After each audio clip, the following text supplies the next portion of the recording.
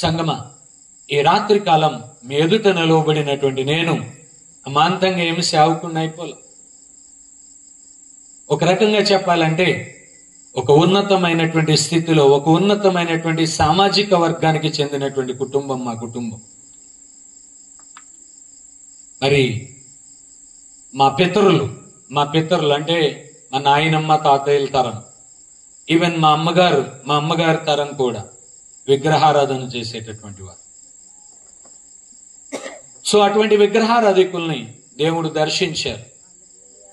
దర్శించి ఆయన రక్షణ ఇచ్చారు. హల్లెలూయా.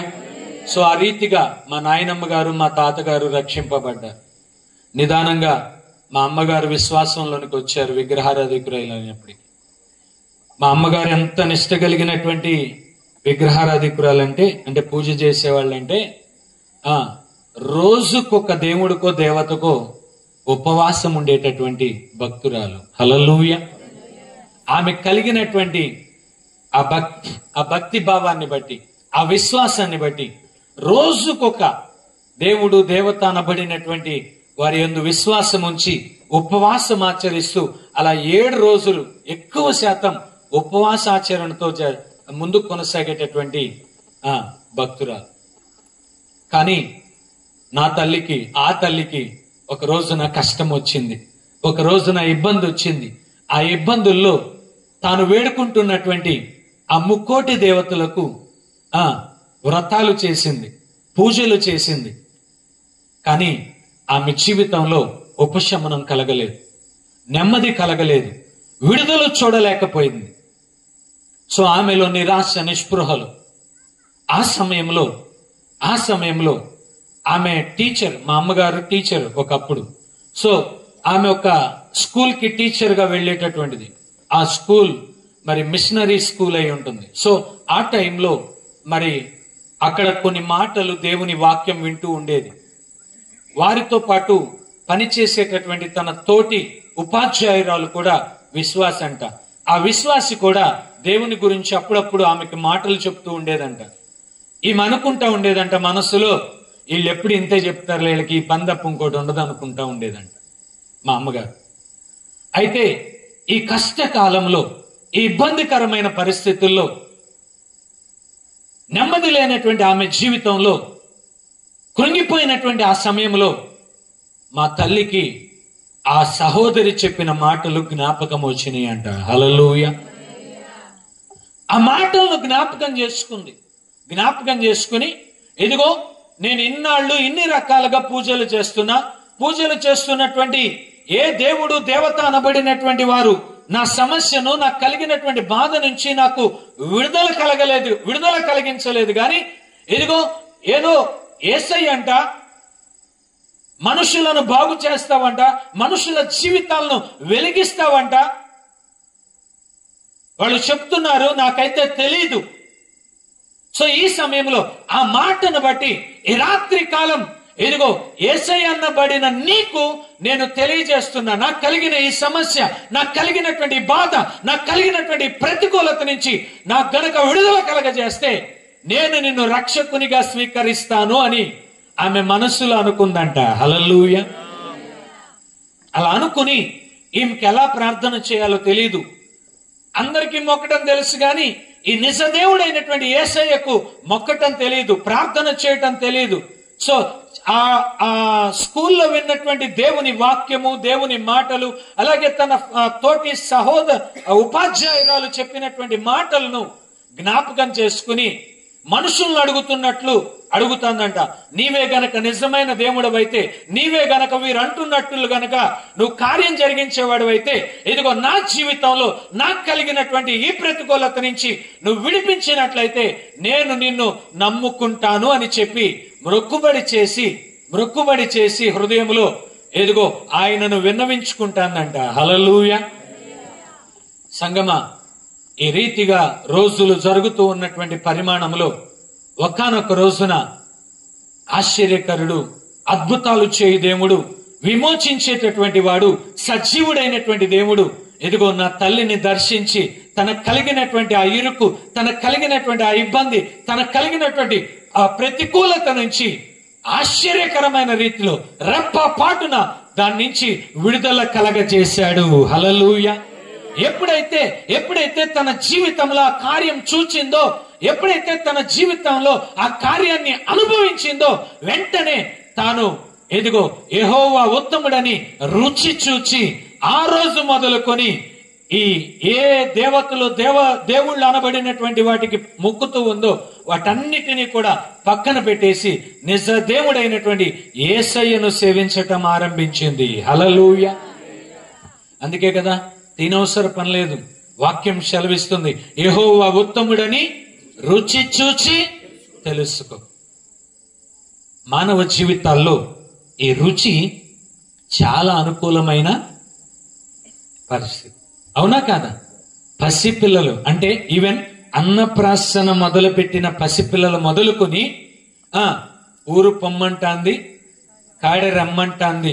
ఇన్సెన్స్ ఏమండి, అపార్థం చేసుకోవద్దు.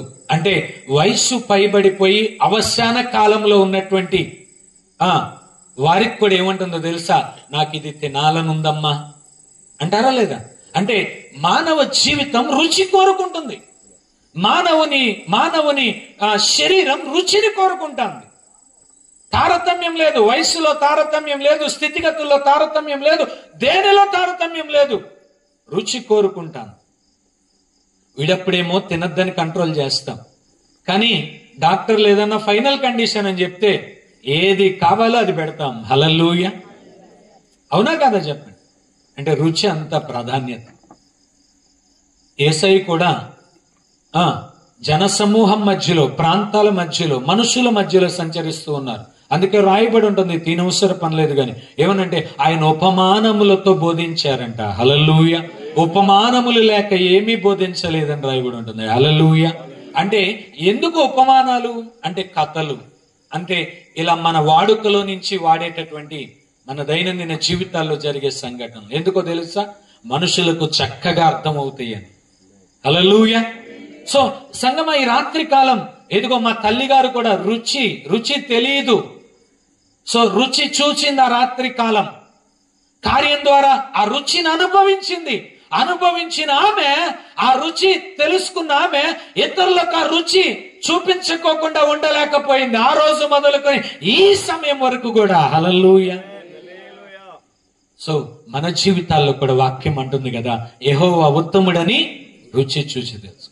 మీకు జ్ఞాపకం చేస్తా, నాకు బాగా గుర్తు, చిన్నప్పుడు ఇప్పటికి కూడా, ఇవాళ ఎన్ని పోయినాయిలేండి, వెనకటి రోజుల్లో ఓపికతో పెద్దాళ్ళు, ఇంటికున్న పెద్దాళ్ళు. అందుకే వాక్యం ఏమంటుందో తెలుసా? తల నెరిసిన వారు లేక పెద్దలు ఉండటం కుటుంబానికి సంఘానికి సమాజానికి ఆశీర్వాదం. హల్లెలూయా. వాక్యం అది చెప్తుంది. సో వెనకటి రోజుల్లో పెద్దలు ఏం చేసేవాళ్ళు అంటే, ఇప్పటికి కూడా ఉందనుకుంటా కొంతమంది ఏళ్లలో, సంవత్సరం వచ్చిందంటే కొత్త పచ్చళ్ళు పెట్టేవాళ్ళు. అవునా కదా? సీజనల్ గా. సో బాగా గుర్తు, ఏ పచ్చడి చేసినా కూడా బాగా పచ్చడి తయారు చేసేవాళ్ళు. పచ్చడి తయారు చేసి వాటన్నిటినీ కూడా నిల్వ ఉంచడానికి పాత్రలో పెట్టేసేవాళ్ళు. మిగిలింది ఏం చేసేవాళ్ళు తెలుసా? పచ్చడి కలిపిన దానిలో అడుగు ఉంటుంది కదా, దాన్ని ఏం చేసేవాళ్ళు చెప్పండి? ఇంట్లో అన్నం ఉండి ఆ అన్నాన్ని ఏం చేసేవాళ్ళు? కలిపేవాళ్ళు. దానిలో తయారు చేసిన పచ్చడితో కలపరు. మిగిలిన మనమేమో వాళ్ళ ఫ్యాషన్ అయిపోయింది, శుభ్రంగా తినండి దేవుడిస్తే మనమేమో 4 మెతుకుల నుంచి ఇంకా పళ్ళాల్లో వదిలేస్తా ఉంటాం. అవునా కదా? కానీ వెనకటి రోజుల్లో ఆ కలిపినటువంటి పాత్రలో అందరికీ కలిపి ఏం చేసేవాళ్ళో తెలుసా? పెద్దవాళ్ళకి తెలుసు కాబట్టి ముందు చేయి చెప్పేవాళ్ళు. చిన్నపిల్లల్ని రారా తిందుగానంటే నాకొద్దు, నాకు ఇష్టం లేదు అంటా ఉంటాం. అవునా కాదా? కాదు, రా అని ఆ ప్రేమతో భయంతో పెడితే, దాన్ని బలవంతాన పెడితే తిన్నటువంటి మనం ఆ రుచిని ఆస్వాదిస్తూ, వయసు చిన్నదైనప్పటికీ కూడా కారంగా ఉన్నా ఎప్పుడు తినకపోయినా ఆ రుచిని ఆస్వాదించిన మనం ఏం చేస్తాం తెలుసా? మొదటి ముద్ద వద్దన్నాం, రెండో ముద్ద ఏం చేస్తాం చెప్పండి? ఇక రెండో ముద్దతో ఆపుతామా? ఇక ఎప్పుడు పచ్చడి కలుపుతారా, ఎప్పుడు పచ్చడి తీస్తారా, ఎప్పుడు ముద్ద కలిపి అమ్మ చేతితో పెడుతుందా అని చూస్తూ ఉంటాం. హల్లెలూయా. అవునా కదా? ఇంకా కొంతమంది ఇళ్లలో ఉందండి, పచ్చడి కలుపుకునేటప్పుడు ప్లేట్లు అన్ని మనమే కలుపుకుంటాం, కానీ పచ్చడి మాత్రం కొన్ని ఇళ్లలో పెద్దవాళ్ళని కలిపేమంటారు. వాళ్ళైతే చక్కగా కలుపుతారని. హల్లెలూయా. అవునా కాదా? సంగమా, ఎందుకు ఇవన్నీ జ్ఞాపకం చేస్తున్నానంటే, ఈ రాత్రి కాలం యెహోవా ఉత్తముడని రుచి చూసి ఇక్కడ కూర్చున్నావు నువ్వు. రుచి చూచి ప్రకటిస్తున్నాను నేను ఇక్కడ. అలాగే రుచి తెలుసుకున్నారు, రుచి విన్నారు, రుచి చూడాలని ఆశ ఉంది, కానీ కొన్ని పరిస్థితులు అడ్డగిస్తూ ఈ మైక్ ద్వారా ఇళ్లలో కూర్చొని వింటున్నారేమో నాకు తెలియదు. ప్రభు నీతోనే మాట్లాడుతున్నాడు.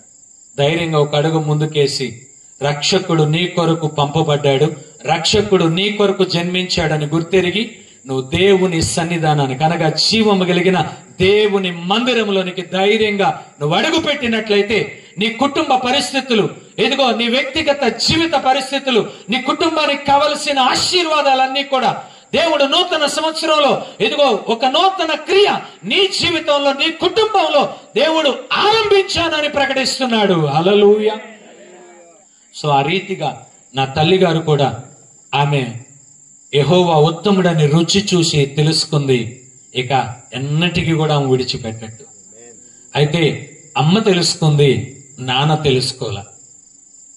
పోరాటాలు, ఇబ్బందులు ఏంటో తెలుసా? మా నాన్నగారు మంచి ఆయన, కానీ దేవుని విషయంలో విలను. తెలిసిందే కదా, సమాజంలో ఆధిక్యత కలిగిన సామాజిక వర్గంలో ఉంటే ఆ గజ్జి తొందరగా తగ్గదు. సో దాన్ని బట్టి ఏమంటారో తెలుసా? నీకేం వచ్చింది, నువ్వెందుకు వెళ్ళావే అని చెప్పి ఆమెను తిట్టేటటువంటి వారు, అవసరమైతే ఒక దెబ్బేసేటటువంటి వాడు. అయినా సరే ఆ తల్లి ఎన్నడూ కూడా దేవుని సన్నిధిని విడిచిపెట్టలేదు. హల్లెలూయా. ఆమె అప్పటికి అంత లోతుగా తెలియదు దేవుని వాక్యం, కానీ ఇవాళ నాకు దేవుని వాక్యం తెలిసి నేను మ్యాచ్ చేస్తున్న ఆ మాటను ఏంటంటే, నా నిమిత్తం, నా సువార్త నిమిత్తం తల్లినైనను, తండ్రినైనను, అక్కనైనను, చెల్లెనైనను, అన్ననైనను, తమ్ముడనైనను, కడుపున పుట్టిన పిల్లలనైనను, ఆస్తినైనను సమస్తమును కూడా విడిచిపెట్టి ఏం చేయమంటున్నాడు? అలానే మీకు కలిగిన దాన్ని పంచిపెట్టేయమంటల్లా, మీకు కలిగిన దాన్ని మిమ్మల్ని తోసేయమంటల్లా, మీకు కలిగిన దాంతోనే ఆయనకు ప్రథమ ప్రాధాన్యత ఇమ్మంటున్నారు. హల్లెలూయా. సో ఆ రోజున మా తల్లి గారు మరి మందిరానికి వెళుతూ వస్తూ ఉండేటటువంటి వారు.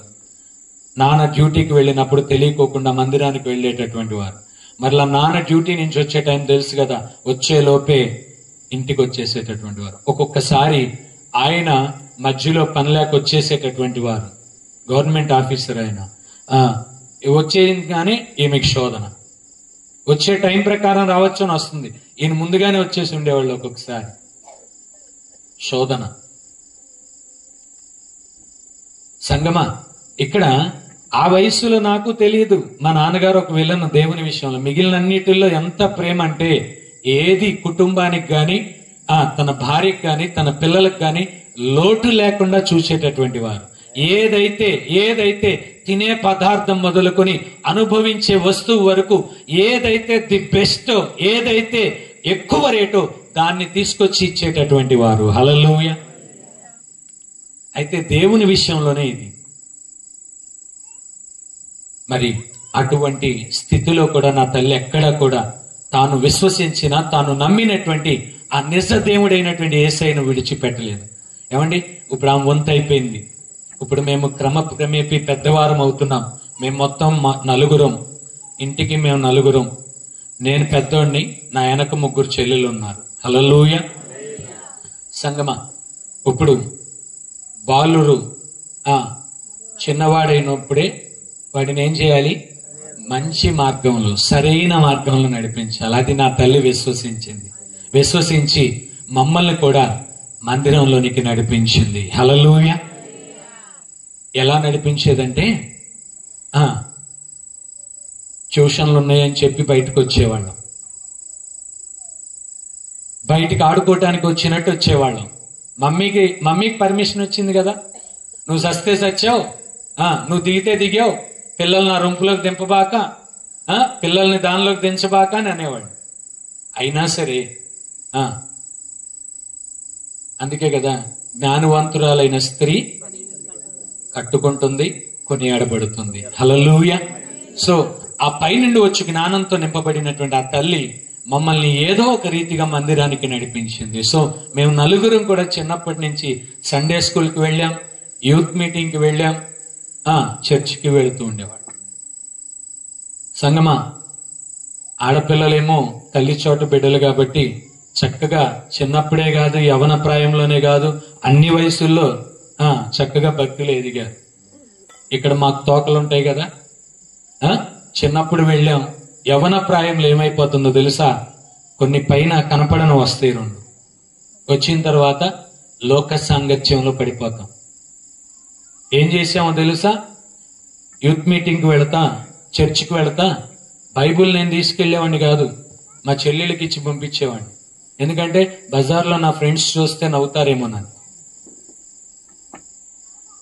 అయితే మరి నిజంగానే మా తల్లి తన ప్రతికూలమైనటువంటి పరిస్థితుల్లో తన 4 పిల్లలైన మమ్మల్ని కూడా భక్తి మార్గంలో పెంచింది, నడిపించింది. ఆ టైంలో కొన్ని పోరాటాలు, కొన్ని ప్రతికూలతలు, కొన్ని ఇబ్బందులు ఎదుర్కొంది. అయినప్పటికీ కూడా ఎదుగో ధన్యతల్లో చివరి ధన్యత ఏం చెప్పబడింది చెప్పండి? ఎవరైతే నీతి నిమిత్తం ఆయన కొరకు దూషించబడతారో, హింసించబడతారో, తృణీకరించబడతారో వారు ఏమంచబడతారు? ధన్యులుగా ఎంచబడతారు. హల్లెలూయా. అటువంటి స్త్రీ మరి ఆ రీతిగా మమ్మల్ని నడిపించింది. అయితే నిజంగానే కాలానుగుణంగా అందరం పెద్దవారం అయ్యాం. నిజంగానే మరి పెంచినటువంటి భక్తి భావం ఎటువంటిది అంటే మేము 4 కూడా సమర్పణతో మా తల్లి మమ్మల్ని పెంచింది. హల్లెలూయా.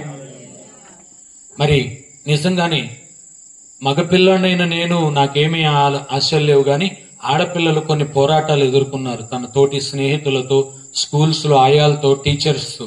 ఎందుకంటే ఏమీ ఉండవు, బొట్టు నగలు ఏమి ఉండవు. సో ఎంతో మంది హేళన చేశారు, తృణీకరించారు, తక్కువ చేశారు. చిన్న వయసు కదా, వాళ్ళ ఇళ్లకు వచ్చి బాధపడేటటువంటి వాళ్ళు. మా అమ్మ వారిని వాక్యం ద్వారా సముదాయించేది. హల్లెలూయా. అలా వారిని ధైర్యపరిచేది.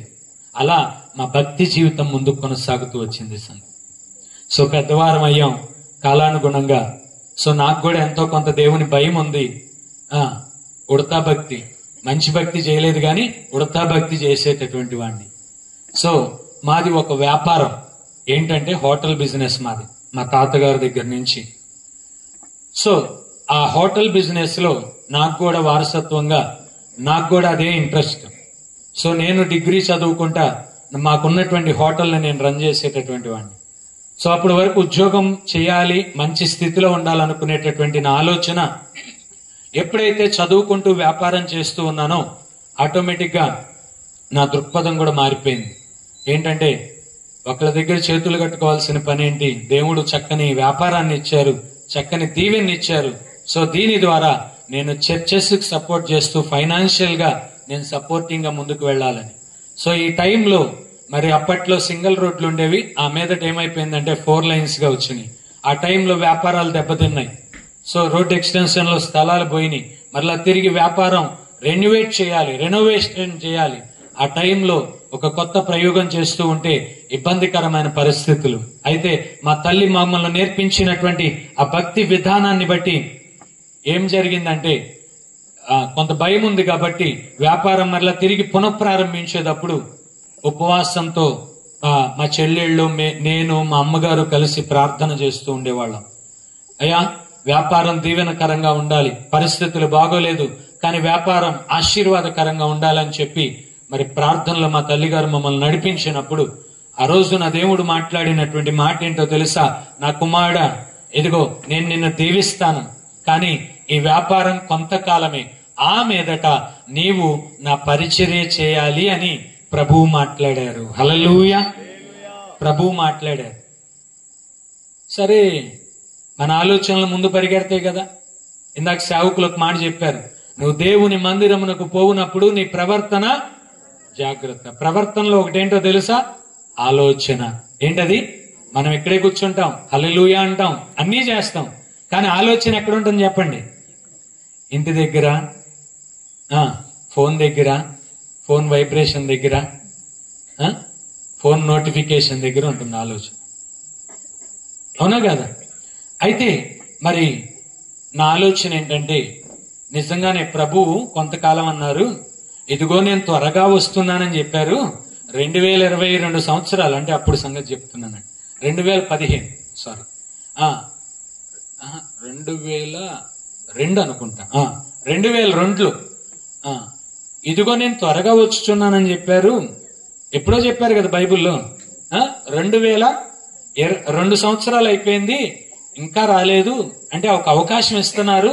సో త్వరలో నువ్వు నా పరిచర్యకు రావాలంటే చాలా కాలం ఉండుంటుందిలే అనుకున్నా.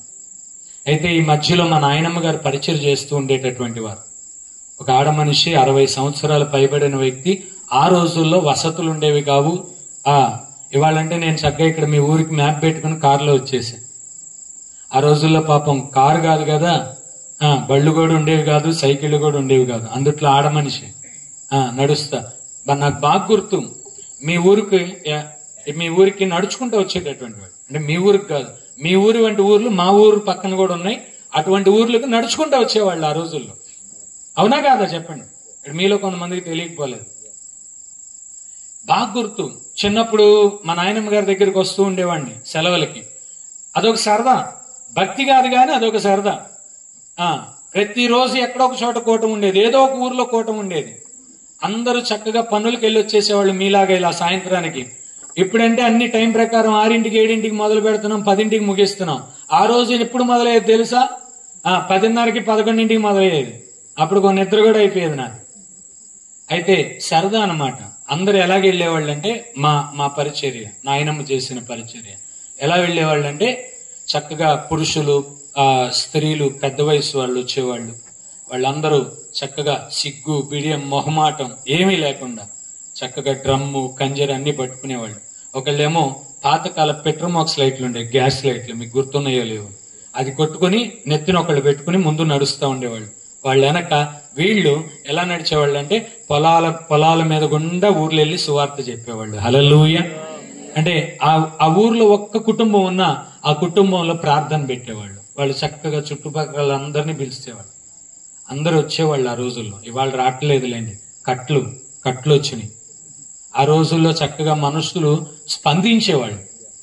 అందుకే ఆత్మల ప్రవాహం జరిగింది. ఇవాళ కొత్తగా ఆత్మలు రావట్లేదు కానీ ఈ సంఘంలోకి ఆ సంఘంలోకి ఆత్మలు మారుతున్నాయి అంతే. హల్లెలూయా.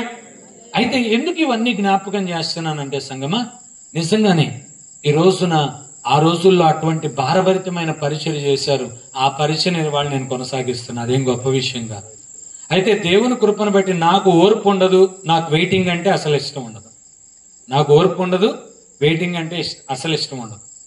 ఏదైనా ఇన్స్టెంట్, తెలుసు కదా మీకు కూడా, ఇన్స్టెంట్ ఫుడ్, ఫాస్ట్ ఫుడ్ ఏదైనా ఇన్స్టెంట్ గా అయిపోవాలి. ఆగే తయారు చేద్దామంటే కుదరదు, ప్యాకెట్ తెచ్చి ఉడకబెట్టి తినేయాలి.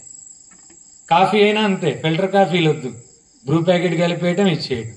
హల్లెలూయా. అన్నీ అయిపోయినాయిలేండి పాతయ్యని. ఎందుకు ఈ మాట చెప్తున్నానంటే, మనం కూడా అంతే, నేను కూడా అంతే. అటువంటి స్థితిలో ఉన్నటువంటి వాడిని ప్రభువు తన అనుభవంలో, చెప్పాను కదా కొంతకాలమే అన్నారు.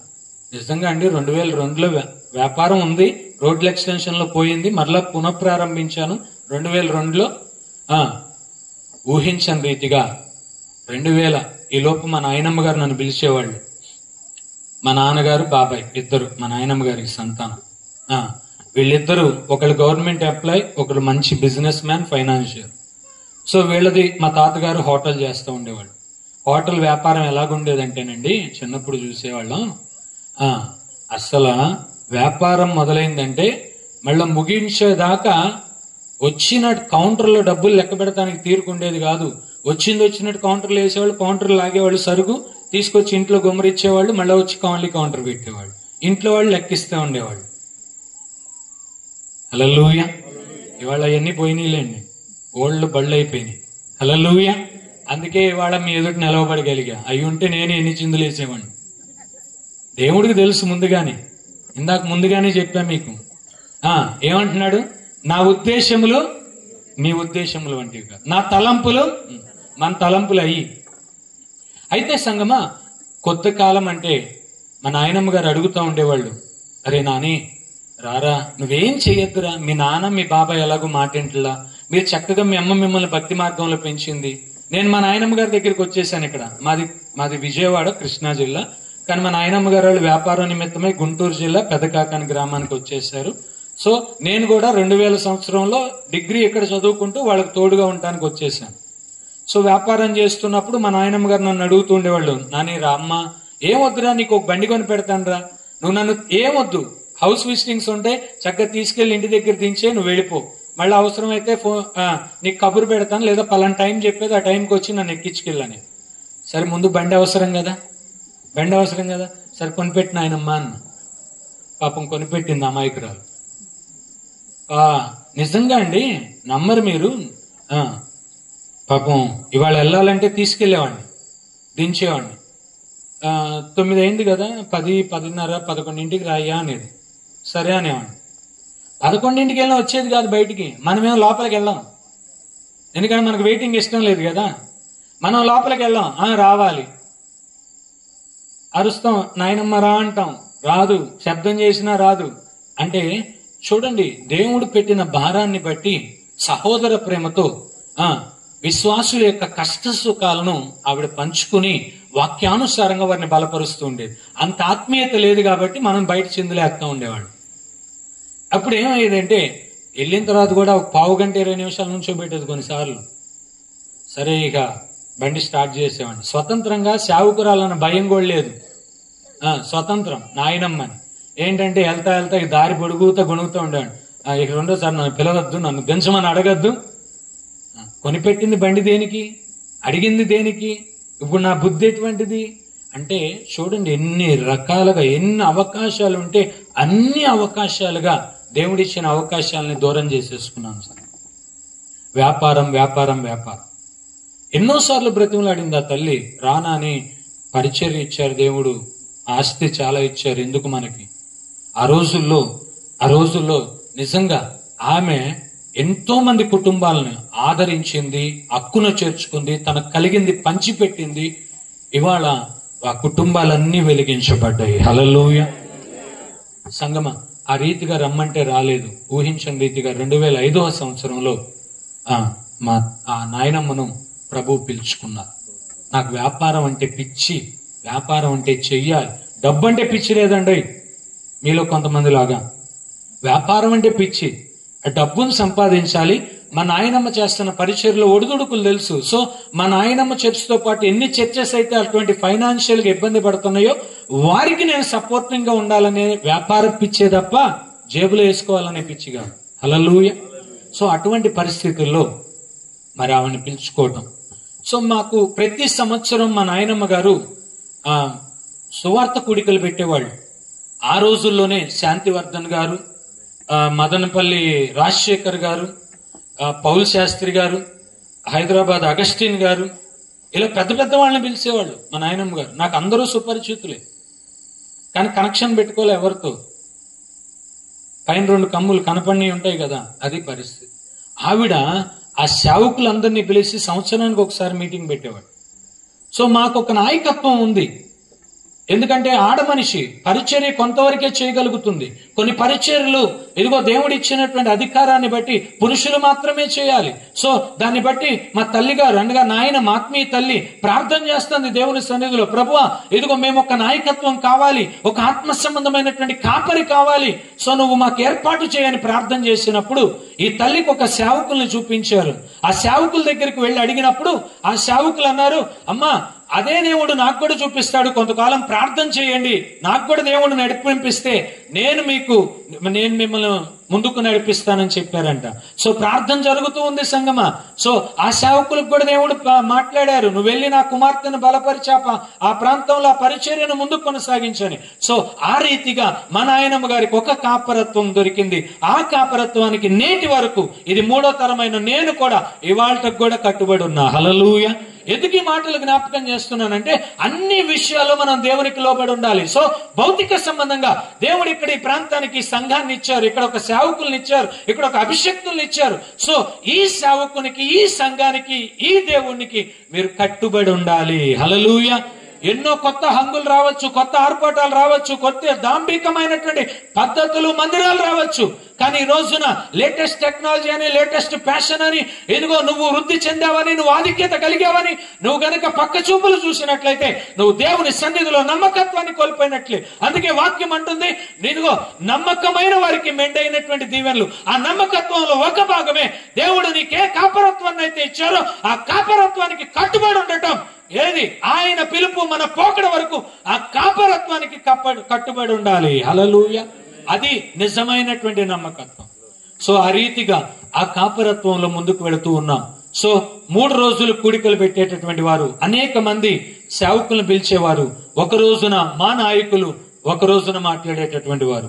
ఆ 2005వ సంవత్సరంలో ఫిబ్రవరి మాసంలో మరి మదనపల్లి రాజశేఖర్ గారిని, శాంతివర్ధన్ గారిని, అలాగే మా పై నాయకులు మెస్సియా ఫెలోషిప్ విజయవాడ అని కొట్టండి మీకు వస్తుంది, సజ్జా ఎలియాజర్ గారు 9 కృపావరాలు కలిగినటువంటి, అనుభవం కలిగినటువంటి, అభిషేకం కలిగినటువంటి వయోవృద్ధులైనటువంటి సేవకులు. ఆ సేవకుల నాయకత్వంలో ఇవాళ నడిపించబడుతూ ఉన్నాం. హల్లెలూయా. సో ఆ సేవకులు మరి ఒక రోజు వచ్చారు. వచ్చి వెళుతూ వెళుతూ నాకు భయం ఉంది, కొంచెం సేవకులు అంటే గౌరవం ఉంది. సో ఆ సేవకుల్ని ప్రసంగం అయిపోయింది, మీటింగ్ అయిపోయింది. సో సేవకుల్ని బండి ఎక్కించడానికి బండి దగ్గరికి వెళ్ళాను. వెళితే ఆ సేవకులు ఉన్నటువంటి చనువుతో, చిన్నవాడిని కదా, చిన్నపిల్లవాడిని, అప్పటికి నేను డిగ్రీ చదువుతున్నా. సో డిగ్రీ 2nd ఇయర్ అనుకుంటా, కరెక్ట్ గుర్తులేదు, ఫైనల్ ఇయర్. సో ఆ సేవకులు భుజం మీద చేయేసి రాజేష్ ఏంటి సంగతులు అన్నారు. ఏం లేదు పాస్టర్ గారు అన్నా. సరే ఇక టైం అయిపోయింది రాజేష్, నీ వ్యాపారాలు నువ్వు అన్నీ సర్దేసేయాలి. ఇదిగో మన బైబిల్ కాలేజీలో వచ్చే సంవత్సరం నువ్వు బైబిల్ స్టూడెంట్ గా కనపడాలి అన్నారు. ఎందుకన్నారు నాకు అర్థం కాల. నా మనసులో ఏముందో తెలుసా, సేవకులు అంటే ఇదే మాట చెప్తారులే, ఎందుకంటే మాది కూడా సేవకుల కుటుంబమే కదా, వారసత్వం. సంగమా, ఇక్కడ వారసత్వం కాదు ప్రాముఖ్యం, దేవుని ఏర్పాటు, దేవుని సంకల్పం, దేవుని అభిషేకం చాలా ప్రాముఖ్యం. హల్లెలూయా. సో సేవకులు ఇంతే చెప్తారులే అని మనసులో అనుకున్నా. ఆయన ఫిబ్రవరిలో మాకు మీటింగ్స్ అయిపోయినాయి, ఆయన చెప్పి వెళ్ళిపోయారు. ఆయన ఇంతే చెప్తారు, మనం ఇంతే అనుకున్నాం. మార్చి 5వ తారీఖున మా తల్లి, అనగా ఆత్మీయ తల్లి నాయనమ్మ గారు హఠాత్తుగా, మంచి ఆరోగ్యం కలిగినటువంటి వారు, లారీలు ఎక్కుతూ దిగుతూ ఉండేటటువంటి వారు, అనర్గళంగా ఇన్ని కిలోమీటర్లు నడకకుండా సంగమ 1 కాదు 2 కాదు కొన్ని వేల ఆత్మలను ఆమెను రక్షించారు. హల్లెలూయా. చెప్తాను సంగమ, పెదకాకాని, నంబూరు, కుప్రవూరు, కంతేరు, వెనిగండ్ల, రెడ్డిపాలెం, కొత్త రెడ్డిపాలెం, చేబ్రోలు, రావెల, తాడికొండ, ఈ ప్రాంతాలన్నిట్లో ఆవిడ పరిచర్య చేశారు. ఏది వసతులు లేని, సదుపాయాలు లేని భయంకరమైనటువంటి ఆ దినాల్లో ఏర్పాట్లు, ప్రయాణ మార్గాలు ఏర్పాటు చేసుకుంటూ లారీలు, రిక్షాలు, నడక, ఇలా ఎంతో ప్రయాసపడ్డారు. సంఘం ఆ రీతిగా ముందుకు వెళుతూ ఉన్నటువంటి తరుణంలో ఆవిడ పిలుచుకోవటం, నాకంటే వ్యాపారం అంటే పిచ్చి. సో ప్రభు వ్యాపారం మొదలు పెట్టేటప్పుడు మాట్లాడారు, నేను దానికి కట్టుబడ్డా, అలాగేనయ్యా అని ఒప్పుకునే దిగా వ్యాపారానికి. సో సేవకులు చెప్పారు. ఆ టైంలో ఒక్కసారిగా మా నాయనమ్మ గారు చనిపోయిన తర్వాత ఇక కార్యక్రమం అంతా అయిపోయింది. తర్వాత ఏంటనేది ప్రశ్నార్థకం. ఊహించలా ఆవిడ నిద్రిస్తుందని. గొప్ప పరిచర్య. ఒక్కసారిగా ఎందుకో తెలియదు కానండి, నా మనస్సు విరిగిపోయింది వ్యాపారం మీద. వ్యాపారం అంటేనే విరక్తి పుట్టింది అసలు. ఇక వెంటనే వ్యాపారాన్ని మూసేశా. సేవకులు చెప్పిన రీతిగా ట్రైనింగ్కి వెళ్ళా. నిజంగా ఇక్కడేమో స్వేచ్ఛాజీవి, అక్కడేమో జైలు పక్షి లాంటిది పరిచర్య అనుభవం. హాస్టల్లోనే ఉండాలి, ట్రైనింగ్ పీరియడ్ కదా, రకరకాలుగా ట్రైనింగ్, భోజనాల్లో, వసతుల్లో, అన్నిటిల్లో ట్రైనింగే. ఇక్కడేమో మనం ఏది కోరుకుంటే అది, ఎలా కావాలనుకుంటే అలా. అవునా కదా? ఎంత కష్టంగా ఉంటుంది చెప్పండి. సో అటువంటి పరిస్థితి అయినా దేవుని ప్రణాళిక ఉంది. సో దేవుని యందు భయం ఉంది, భక్తి ఉంది కాబట్టి దేవుడు చక్కగా 2 సంవత్సరాలు తర్ఫీదులోనికి నడిపించారు. ఆ మీదకి వచ్చాను. వచ్చిన తర్వాత కూడా మాకు పరిచర్యలో సహకరిస్తున్న సేవకులు ఉన్నారు, పై నాయకత్వం ఉంది. ఆయేష్ నిలబడాలంటే నిలబడలేదు. సేవకులు నిలబెట్టేవాడిని, అమ్మగారిని నిలబెట్టేవాడిని, మా అమ్మగారిని నిలబెట్టేవాడిని, ఇలా చేసేవాడిని. కానీ ఊహించని రీతిగా దేవునికి ఎదురెళ్తే ఏమన్నా ఉంటుందా? ఊహించని రీతిగా ఒక రోజున సేవకుల్లో దేవుడు అలజడి రేపి మాకు సహకరిస్తున్న సేవకులు కూడా వేరుగా వెళ్ళిపోవటానికి దేవుడు మార్గం సరళం చేశారు. హల్లెలూయా. ఇక తప్పని పరిస్థితుల్లో నిలబడవలసిన పరిస్థితి. నిలబడితే ఏముంది? ముందు నుంచి చెప్తా అంటే మాట విన్నామా? ఆవిడ ఎప్పుడో రమ్మంటే మాట విన్నామా? ఇలా చెప్పుకుంటూ వెళితే చాలా ఉన్నాయి సంగమా. నిజంగా మీరు నమ్మండి. ముగిస్తున్న నా మాటలు. నిజంగా ₹1,00,00,000 విలువ కలిగినటువంటి స్థలము, బిల్డింగులు అన్నీ కూడా కట్టుబట్టలతో వదిలేసి బయటికి రావాల్సిన పరిస్థితి. 2015 సంవత్సరంలో మంచి మందిరం, 30 అడుగులు వెడల్పు, 75 అడుగులు లోతు, పెద్ద స్ట్రక్చర్, మధ్యలో పిల్లర్స్ ఏముండవు, ఆ చివర ఈ చివర. ఆ రోజుల్లోనే నేనే అంటే నాయనమ్మ కట్టిస్తే నేనే దాన్ని అడ్మినిస్ట్రేషన్ గా ఉండేవాడిని. 11 లక్షలు ఆ రోజుల్లోనే, 2000 సంవత్సరంలో 11 లక్షలు ఖర్చు. సో అటువంటివి ఇళ్ళు, వాకిళ్ళు, 1/2 ఎకరం స్థలం. వాస్తవంగా ఇదంతా గవర్నమెంట్దే. కానీ 50 సంవత్సరాలు గవర్నమెంట్ రెంటెడ్ లీజ్ అగ్రిమెంట్ లో ఉన్నాం. అంటే గవర్నమెంటే మాకు రిజిస్ట్రేషన్ చేసి ఇచ్చింది 50 సంవత్సరాలు మీరు.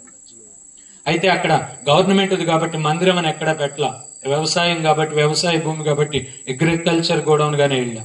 కానీ తెలుస్తుంది కదా, పరిచర్య బలంగా వెళితే అపవాది పొంచి ఉంటాడు, అపవాది దాడి చేస్తాడు. సో అదే రీతిగా అందరి కళ్ళు మరి హైవే మీద ఆనుకున్న 1/2 ఎకరం అంటే మాటల. సో ఇప్పుడు ఏమైందో తెలుసా?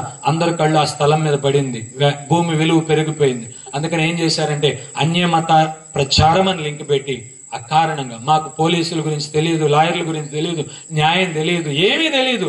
భక్తి మా జీవితం మాది. ఊరు బయట మందిరం ఉండేది, ఏదో భక్తి చేసుకుంటూ వెళ్ళిపోయాం. దేవుణ్ణి నడిపించాడు ఆత్మలను వాక్యానుసారంగా బలపరచడమే తెలుసు. అంతే తప్ప ఒక రాజకీయం తెలియదు, ఒక వర్గం తెలియదు, ఒక మతం తెలియదు, అసలు ఊళ్ళో ఏమీ తెలియదు మాకు.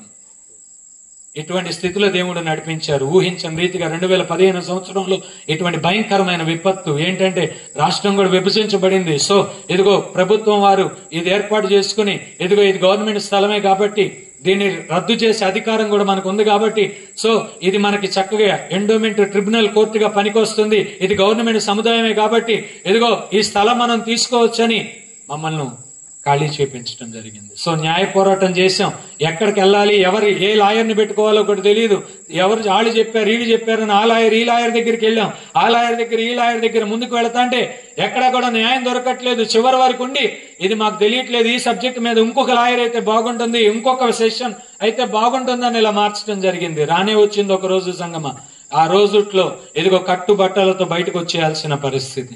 ఆ టైంలో మా పక్షంగా వాదించిన హైకోర్టు న్యాయవాది కూడా ఇదిగో మా ప్రాంతానికి వచ్చారు, మా స్థలానికి వచ్చారు. ఒక పక్కన ఇంచుమించుగా 300 పైబడి కుటుంబాలు ఉన్నాయి అక్కడ. అందరూ వచ్చారు, ఎందుకంటే అందరం కష్టార్జితంతో కట్టుకున్న మందిరం. సో ఇది కాపాడుకోవాలని వచ్చారు, నా పక్షంగా నిలబడాలని వచ్చారు. ఆ టైంకి మాకు ఆస్తులు లేవు, ఏమీ లేవు. ఇవాళకి కూడా ఉండటానికి ఇల్లు లేదు. నిజం, ఇలాంటి మందిరం కూడా లేదు. ఇవాళకి కూడా మేము లాటరీ కొట్టే పరిస్థితుల్లోనే ఉన్నాం. కానీ దేవుడు ఎక్కడా కొదువు చేయలా. హల్లెలూయా. ఆకాశ పక్షులను చూడండి, అవి విత్తవు, కోయవు, పంటను సమకూర్చుకొనవు, అయినను వాటి పరలోకపు తండ్రి వాటిని పోషించట్లేదా? వారికంటే మీరు మరి శ్రేష్ఠులు కారా అని నీతో నాతో ప్రభువు మాట్లాడాడు. ఆ మాటను జ్ఞాపకం ఉంచుకున్నట్లయితే ఇదిగో ఆస్తులున్నా, ఇదిగో సొంత వారున్నా, రక్త సంబంధికులున్నా, బలగం ఉన్నా లేకపోయినా ఇదిగో దేవుడు మన పక్షంగా ఉండగా ఏది కూడా మనకి అక్కరకు రాదు. హల్లెలూయా. సో ఆ రీతిగా ముందుకు వెళతాం జరిగింది సంగమ. సో మా లాయర్ గారు అన్నారు, బాబు ఒక పక్కన వాళ్ళందరూ ఏడుస్తున్నారు, చివరి ఘట్టం వచ్చింది. మా దాదాపు 20 మంది అధికారులు, వారితో 15 మంది ఉంటారు కదా హెల్పర్స్, అంటే సీల్ వేయటానికి, మమ్మల్ని బయటికి పంపించడానికి. సో వాటితో పాటు పోలీస్ ప్రొటెక్షన్, ఇదంతా వచ్చింది. కానీ ఈ ప్రజలను దాటుకుని వారు వెళ్ళలేకపోతున్నారు. నాతో పాటు నన్ను ప్రేమించి ఇదిగో ఊళ్ళో కొంతమంది పెద్దలు లేదా ఆయా పార్టీల వారు కూడా నన్ను ప్రేమించి ఇదిగో మాకు సపోర్ట్ తెలపడానికి కూడా వచ్చారు. ఇటువంటి అన్ని పరిస్థితుల్లో సంగమ కోర్టు జడ్జిమెంట్ కూడా అన్యాయం అయిపోయింది. ఏంటో తెలుసా? పెట్టిన సాక్ష్యాధారాలు, చూపించినటువంటివి, చెప్పినటువంటి వాటన్నిటిని బట్టి ఇదిగో జడ్జి గారు కూడా అన్నారు, సార్ మాకు భయంగా ఉంది, ఇంట్లో చిన్నపిల్లలు ఉన్నారు, అధికారులు ఎప్పుడు పడితే అప్పుడు వస్తున్నారంటే జడ్జి గారు కూడా అధికారులను అరిశారు, మీకు అధికారం దర్పం చూపిస్తున్నారు వాళ్ళ మీద అని. సార్ మాకు ఒక స్టే ఆర్డర్ ఇవ్వండి అని మా నాన్నగారు అడిగితే, స్టే కాదండి మీకు తప్పక వచ్చే వారంలో జడ్జిమెంటే ఇస్తానని చెప్పారు జడ్జి గారు కూడా. ఈలోపు ఏమైందో తెలుసా, ఎంతైనా ప్రభుత్వం అధికారులు ఒత్తిడి మేరకు న్యాయాధిపతులు కూడా పనిచేస్తారు కాబట్టి ఈ వారం రోజుల్లో ప్రభుత్వము అధికారులు కూడా ఇదిగో న్యాయాధిపతుల మీద ఒత్తిడి తీసుకొచ్చారు. వారం రోజుల తర్వాత హీరింగ్ వచ్చింది, వెళ్లారు మా నాన్నగారు. కోర్టులో వాదనలు కాదు కదా, జడ్జిమెంట్ ఇస్తానన్న జడ్జి గారు ఏమన్నారు తెలుసా, ద కేస్ ఇస్ డిస్మిస్ అన్నారు. అంతే. కేస్ ఇస్ డిస్మిస్ అంటే ఏంటో తెలుసా, వెంటనే అధికారులు ఆ స్థలాన్ని స్వాధీనపరుచుకోమన్నారు. మా నాన్నగారు హైదరాబాద్ లో ఉన్నారు, మేము ఇక్కడ ఉన్నాం, అధికారులు ఇక్కడ కాచు కూర్చున్నారు, వాళ్ళకేమో ఫోన్ వస్తే చాలు, మేము మరలా తిరిగి ప్రయత్నం చేయాలన్నా కూడా గడియ సమయం లేదు, వచ్చేశారు. ఈ టైంలో అధికారులు మా సంఘ సభ్యుల్ని, నాకు మద్దతు ఇచ్చేటటువంటి వారిని దాటి వెళ్ళలేకపోతున్నారు. ఆ టైంలో మా నాన్నగారు వచ్చారు. చెట్టు ఉంది, పెద్ద చెట్టు కింద కూర్చుని మా నాన్నగారు ఏడుస్తున్నారు. ఎంత వయసు అంటే ఆయనకి ఇంచుమించు 65-70 సంవత్సరాల వయసు. ఆయన చెట్టు కింద కూర్చుని ఏడుస్తున్నారు. మా అమ్మగారికి 65 సంవత్సరాల వయసు. ఆవిడ ఎదుగో భక్తి లోపల ప్రార్థన చేసేవాళ్ళు చేస్తానే ఉన్నారు. ఈ పోరాటం చేసేవాళ్ళు చేస్తా ఉంటే లోపల ప్రార్థన చేస్తానే ఉన్నారు. ఇక్కడ మా అమ్మగారు ఇదిగో కలిగినటువంటి నష్టాన్ని బట్టి సొమ్మసిల్లిపోయి పడిపోయారు. ఎదిగో మాకు వచ్చిన లాయర్ గారు ఏం చెప్తున్నారో తెలుసా, బాబు మనము వీళ్ళకి హ్యాండ్ ఓవర్ చేయాలి, అయితే ఇదంతా చూసే కదా వాళ్ళు వచ్చింది, 2 బుల్డోజర్ని పిలిపించు, మొత్తం నేలమట్టం చేసి బయటికి వెళ్ళిపోదామని చెప్పారు నాకు. ఆ టైంలో అధికారులు వచ్చారు నా దగ్గరికి. చిన్నవాడివైనా చేతులు పట్టుకుంటున్నానయ్యా, గమనిస్తున్నాం 15 రోజుల నుంచి, నిజంగా మీరు ఎంత క్రమం కలిగి ఉన్నారు, ఎంత పద్ధతి కలిగి ఉన్నారో మాకు అర్థమవుతోంది. ఈ 15 రోజులు ఇదిగో మీ కష్టార్జితం పోకూడదని ప్రయత్నం చేశారు తప్ప మీరెక్కడ దొమ్మి చేయలేదు. కనుక ఈ సమయంలో నువ్వు చెప్తే వాళ్ళు వింటారు. ఇక్కడ మేము మధ్యవర్తులు మాత్రమే, ఇక్కడ మా ఉద్యోగాలు పోతాయి. ఇప్పుడు గనక మేము సీలేసి ఇదిగో గవర్నమెంట్కి అప్పచెప్పకపోతే మా ఉద్యోగాలు పోతాయి. చిన్నవాడువైనా నేను బ్రతిమలాడుతున్న, దయతో మాకు సహకరించండి, ఇది మాత్రం ఆపటం ఎవరి వల్ల కాదు అని చెప్పి. సరే, వెంటనే తమాయించుకున్న, లోపల బాధ వస్తుంది. ఈ చూసిన విధానకమైన పరిస్థితులని గుండెని పిండేస్తున్నాయి, ఏడవట్లేదు. ఏం చేస్తున్నాను తెలుసా, 1/2 ఎకరం అందరు ఇక్కడ ఉన్నారు, నేను రోడ్డు బయటికి వెళ్ళి 2 నిమిషాలు ఏడ్చి మళ్ళీ కళ్ళు తుడుచుకుని లోపలికి వస్తున్నా, అందరినీ తమాయిస్తున్నా ధైర్యంగా ఉండమని. చివరికి ఏంటి ప్రభు ఈ పరిస్థితి, ఎందుకు ఈ పరిస్థితి అన్నప్పుడు దేవుడు నా మనసులో యోబును ఉంచాడు సాదృశ్యంగా. హల్లెలూయా. ఎప్పుడైతే యోబును నా మనసులో సాదృశ్యంగా దేవుడు పెట్టాడో, యోబు ఒక చక్కని మాట అన్నాడు, అన్ని బాగుంటేనే దేవుడా, నీకేదన్నా కష్టం వస్తే దేవుడు కాదా, దేవుడు మేలే తప్ప కీడు అనుభవించుటకు మనము తగమా అన్నాడు. అవునా, దేవుణ్ణి బట్టి మనం మేలే తప్ప కీడు అనుభవించే తగమా అని అన్నాడు. సో ఇదిగో ఈ కలిగినటువంటి పరిస్థితిని బట్టి కూడా దేవునికి మహిమ కలుగును గాక అన్నాడు. హల్లెలూయా. అన్ని ఇచ్చినప్పుడు మాత్రమే కాదు దేవుడు, అన్ని పోయినప్పుడు కూడా దేవుడే. హల్లెలూయా. ఆయన నిన్న నేడు నిరంతరం ఏకరీతిగా ఉన్నవాడు, మార్పు లేనటువంటి వాడు, తన పిల్లలను అనాథులుగా విడిచిపెట్టినటువంటి వాడు. సో ఆ రీతిగా సంగమా, ఆ రాత్రికాల సమయంలో ఎదుగో అందరినీ చెప్పాను పక్కకు వచ్చేయండి అని. ఒక్క నిమిషం మా వాళ్ళందరూ పక్కకు వచ్చేశారు. అధికారులు వచ్చారు, సీల్ వేశారు. వెళ్ళిపోతూ నా చేతులు పట్టుకుని, క్షమించయ్యా, చిన్నవాడినైనా నిన్ను క్షమించు అని అడుగుతున్నాం. ఎంత చక్కగా సహకరించారు. నిజంగా మీరందరూ కష్టపడ్డారు, మీ కష్టార్జితం, కానీ వాళ్ళ మనిషికి విలువ లేదు. సో మమ్మల్ని క్షమించండి అని చెప్పి క్షమాపణ అడిగి వెళ్ళారు. ఇది చాలదా అండి? హల్లెలూయా. ₹1 ఆస్తులు పోయినాయి. అధికారులు అక్కడ ఉన్నటువంటి 20 మంది 25 మంది వారు దేవుని కార్యంలో ఉన్నటువంటి సహోదర ప్రేమను వారు చూడగలిగారు. హల్లెలూయా. సరే, బయటకు వచ్చేసాం. ఇక 2 రోజులు, బుధవారం బయటకు వచ్చాం, మరలా శుక్రవారం మందిరంలో నిలబడాలి. ఈ టైంలో సీల్ వేస్తున్నప్పుడు మాకు తెలియదు. ఆ టైంలో మరి సీల్ వేసేటప్పుడు ఏదైనా ఒక కార్యం జరిగేటప్పుడు గుంపు కొడతారుగా జనం, అలాగే ఊళ్ళో నుంచి కూడా కొంతమంది వచ్చారు.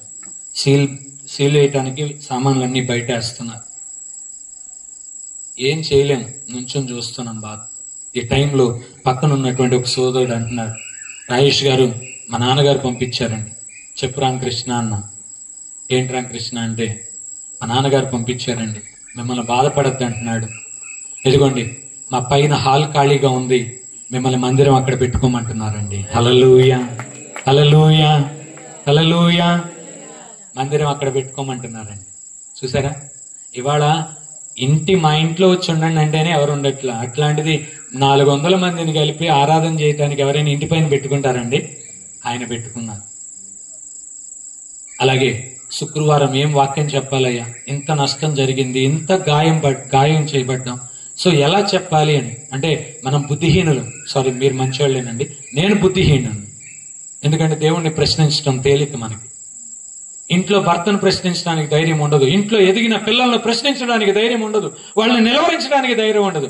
కానీ నువ్వు ఉన్నావా అయ్యా, ప్రార్థన వింటున్నావా అయ్యా, ఎంతకాలం వస్తున్నా ఏం చేశావయ్యా అని ప్రశ్న దేవుణ్ణి మాత్రం ప్రశ్నిస్తాం. సో అలా ప్రశ్నిస్తున్న దేవుణ్ణి ప్రశ్నిస్తా అంటే ఏం చెప్పాలి, ఎలా నిలబడాలి అంటే, బైబిల్ చదివాను కానీ నాకు గుర్తు లేదు, ఆ టైంలో బ్లర్ అయిపోయింది ఆ పరిస్థితులన్నిటిని బట్టి.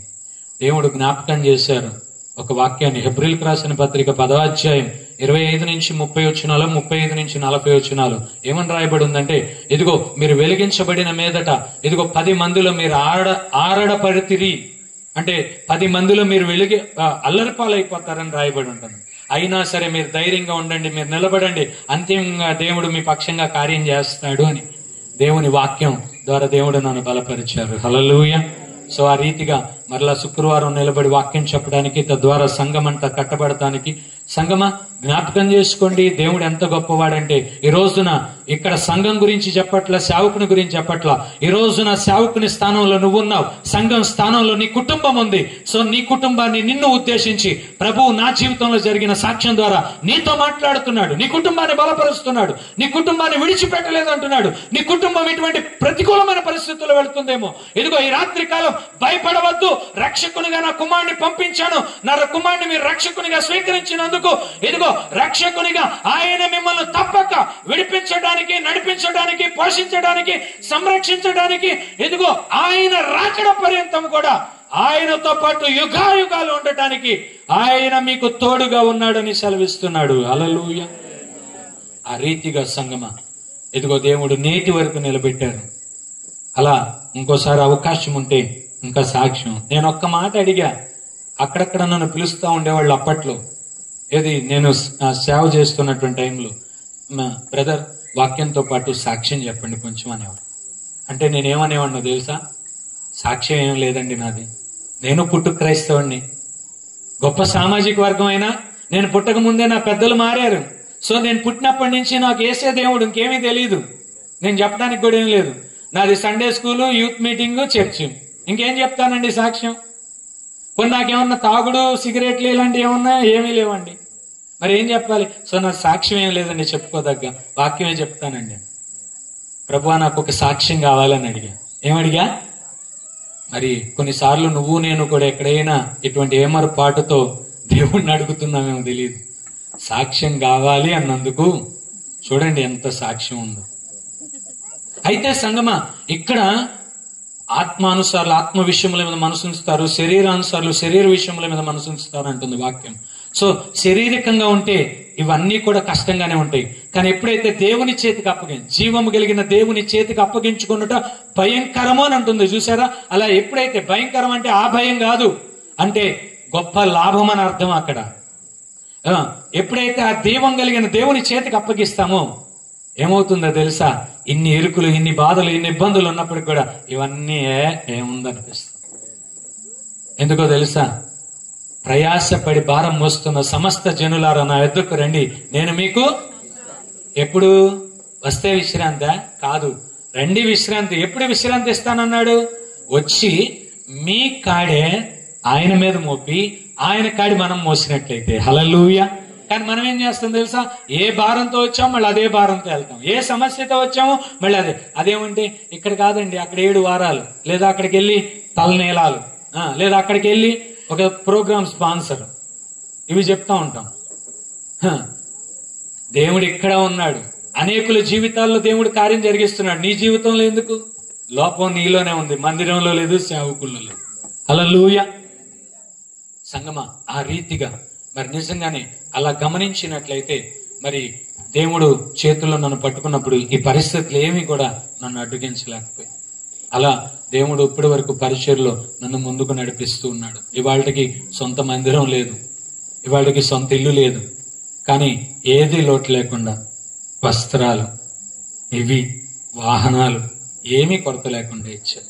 కానీ దేవుడు ప్రార్థన చేస్తున్నాం, ప్రభా ఇన్ని సంవత్సరాలుగా ప్రార్థన చేస్తున్నాం, మందిరం ఇవ్వేంటి ప్రభా, ఒక మందిరం. ఈసారి మేము ఆషామాషీది కాదు నీ దగ్గర నుంచి అన్న ఎలాగైతే పొందుకుందో అలా గొప్పది పొందుకోవాలయ్యా అని చెప్పి ప్రార్థన చేస్తున్నాం. ఇంతకుముందు డబ్బులు లేవు, కొందామంటే కొనలేకపోయాం. ఇప్పుడు కొంత డబ్బులు ఉన్నాయి, కనీసం ఒక 5 సెంట్ అయినా కొని. ఇప్పుడు ఎవరు మీ పోటీ వాళ్ళు ఏమన్నారంటే, రాజేష్ గారు మీ గురించి మాకు తెలుసండి, మీరు వచ్చి మా స్థలంలో మందిరం పెట్టుకోండి అన్నారు. అలా ఫ్రీగా జరిగిస్తున్నాం మందిరం.